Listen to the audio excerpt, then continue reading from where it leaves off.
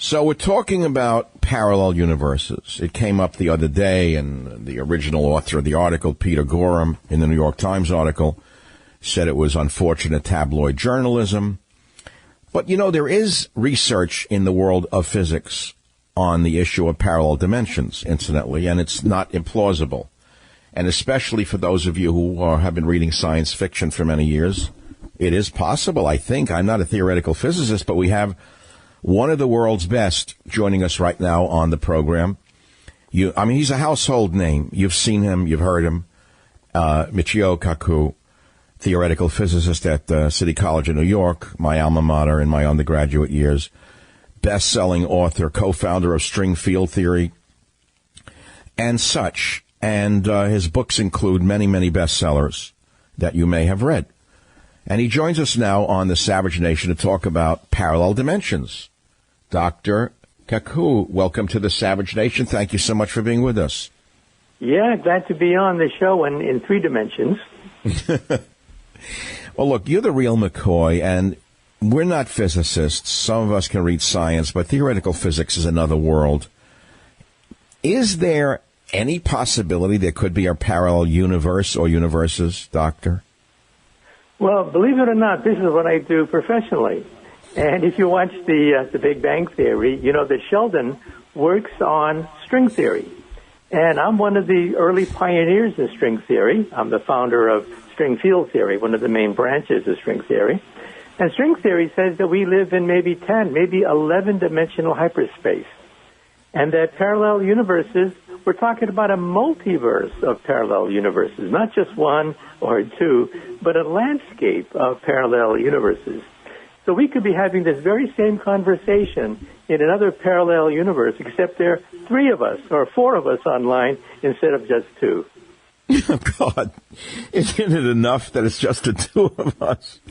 So what does that do for our consciousness, Dr. Kaku? What does it do for our consciousness? Are we now to believe that we're living somewhere else at the same time? Well, you know, our senses tell us that we can go forward, backward, left, right, up, down, and 3 dimensions is all there is. Maybe a 4th if you include time. But we think that at the beginning of the universe, when the universe was created, the universe existed in perhaps 11-dimensional hyperspace, and that our universe is a bubble. A bubble is expanding. We live on the skin of the bubble, and that's called the Big Bang Theory. But the new theory says that there are other bubbles out there creating a bubble bath of universes called the multiverse. And yes, it means that universes could be formed even as we speak. Even as we speak, somewhere in the cosmos, a Big Bang has taken place, and a baby universe has just gotten off the ground. In fact, Stephen Hawking, my colleague, when he was alive, he talked about baby universes being born somewhere in the cosmos, so far away that we can't measure it directly. But that's what the theory says. The theory says there should be other universes out there. And at the electron level, at the subatomic level, electrons can be 2 places at the same time. In fact, this is the famous Schrodinger cat problem, that if you put a cat in a box and you're not allowed to open the box, the cat could be dead and alive simultaneously. And it's not until you open the box that you really know the cat is dead or alive, which means that, believe it or not, that people who have died in our universe could be alive in another parallel universe. Now, that doesn't mean we can talk to them. That doesn't mean you're going to talk to Elvis Presley. That doesn't mean you can move between universes. Of course, that's extremely hard. But it does mean that, yes, physics entertains the possibility that there could be a multiverse, a landscape. So wait, Dr. Kaku, so let's tie religion in for a minute. Everyone thinks about their own mortality, some on a more regular basis than others. I've been obsessed with this since I'm 5 years old. Some religions tell us there's an afterlife. Would your theory tend to support the concept that there could be a so-called afterlife? Well, it supports the idea that in our universe, the universe that you can see and touch, that when you die, unfortunately, your atoms will decay and you will then drift into dust. As the Bible says, from dust to dust, ashes to ashes. But as you move your body splits into parallel universes. These are called quantum universes, and we measure this with electrons all the time. That's why we have lasers. That's why we have the internet. That's why we have this phone conversation. The entire electronic structure of the internet is based on parallel universes. So it means that your carbon copies of your body could be peeling off and creating other copies of you. And in those universes, perhaps you do survive. Perhaps you do live on much longer than you do in our universe. But as far as our universe is concerned, the universe that you see when you look in a mirror, when you die, perhaps your atoms will disintegrate and you will turn to dust. Sorry about that. No. Look, I have a friend who's a very, well, let's say well-educated medical doctor, a PhD, and a neuropsychiatrist, and he says, I don't believe in God, I don't believe in an afterlife. He said, when the electricity stops in your brain, you're dead. Would you argue that that's not necessarily true? Well, I would argue that in our universe, the universe that you can see and touch, that you see in a mirror, that when you die, chances are your atoms will disintegrate and you'll turn to dust, okay? But like I said, you exist in multiple states. When you look in the mirror, you're taking an average over thousands of different universes. And in some of the universes, you decided to go to school, you decided to marry this person, you decide to change careers. And in these other parallel universes, you could survive, perhaps, even if you are dying in this universe. So it means that people you know and love that have died in our universe are not necessarily dead in other universes. Now, the trick is, and there's always a catch, the trick is to go between universes requires a technology far beyond anything that we can muster with our puny internet and our puny atomic bombs. But wait, but Dr. Kaku, this is fascinating to me. So it means that our, quote, schizophrenics, some of whom are seriously ill, hospitalized, medicated, do you think it's possible that some of these, quote, schizophrenics are actually existing or seeing these other dimensions? Well, like I said, we no longer vibrate in unison with Elvis Presley. So there is a universe where Elvis Presley is still alive. That universe has decohered from our universe. We no longer vibrate. Just think of a radio. A radio tunes into one frequency, but it has a probability of tuning into any frequency you want. The difference is that you are now tuned to one frequency, but not the other frequencies. So in other words, at the beginning of time, all these universes could have been one, but we have since peeled off. The timeline has split, which means that it's very difficult to go between timelines. That, of course, would require technology far beyond anything that we can muster. But the equations or quantum theory says that electrons do this all the time. That's why we have the internet. That's why we have lasers. But we consist of trillions of electrons, and we average over trillions of electrons, and that's why we are no longer vibrating in unison with Elvis Presley. So, Dr. Kaku, you're a theoretical physicist, you're a world-famous author, you're the co-founder of string field theory, a branch of string theory.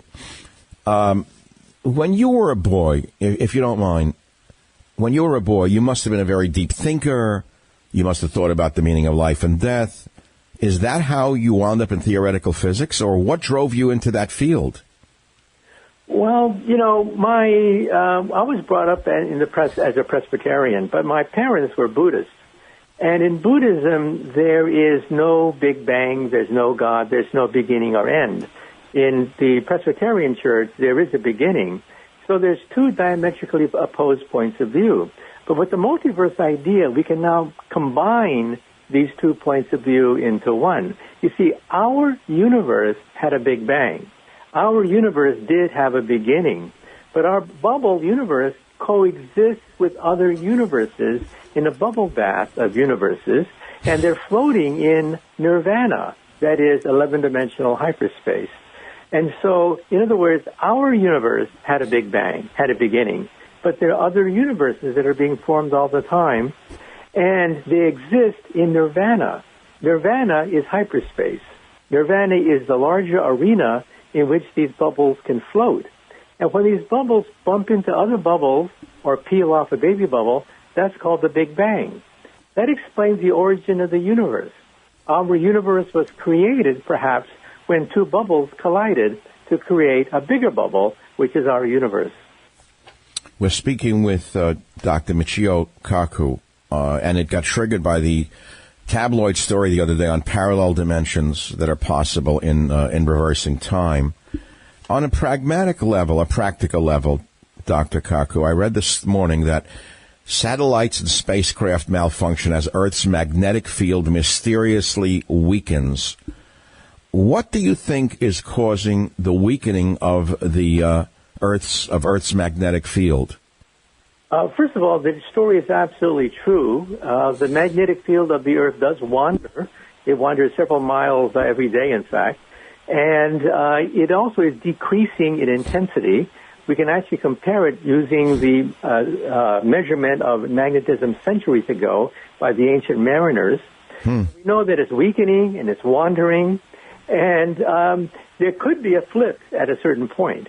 Now, this is not the geologic pole of the Earth. If that were to flip, we'd be flying into outer space and doomsday. We're talking about the magnetic poles shifting. And we know that when you go to Hawaii and you dig into the lava flows, lava, when it solidifies, seals in the direction of the North Pole. Thereby, simply digging into the lava of Hawaii, you can actually see layer by layer the flipping of the direction of the North Pole. So it could be potentially dangerous in the sense that without a magnetic field, we're going to be hit with cosmic rays, solar flares from the sun, but it probably won't happen for a few more centuries. Oh, thank God. Something that we are looking at very seriously. The magnetic field of the Earth is shifting, it's moving, and it's getting weaker. And at some point, it will go to zero, in which case cosmic rays will come down to the Earth, and, some of us may have to, go underground. I may have to move to another dimension where it's safer. Dr. Kaku, religion. Is religion completely fraudulent in your mind? Let's put it another way. Is it possible, given your thinking, your research, your ability to see into dimensions we can't see, those of us who are not theoretical physicists, because you folks do live in another world. In your world, could a God exist? Well, St. Thomas Aquinas, several hundred years ago, had 5 proofs of the existence of God, 2 of which are seriously being looked at even today. The teleological proof of the existence of God is that you have to have a first designer. Every time you see something, you assume that it's designed, but who designed the designer? The ultimate designer is God, said St. Thomas Aquinas. Today we think that perhaps evolution can give us the diversity of life. However, the cosmological proof of the existence of God still stands today after hundreds of years of challenges. And that's the cosmological proof, that everything had to have something to set it into motion. But what caused that to move? Something had to kick that into motion. So there had to be a first mover. Well, today we think that the first mover was the Big Bang, but then the question is, where did the Big Bang come from? All right.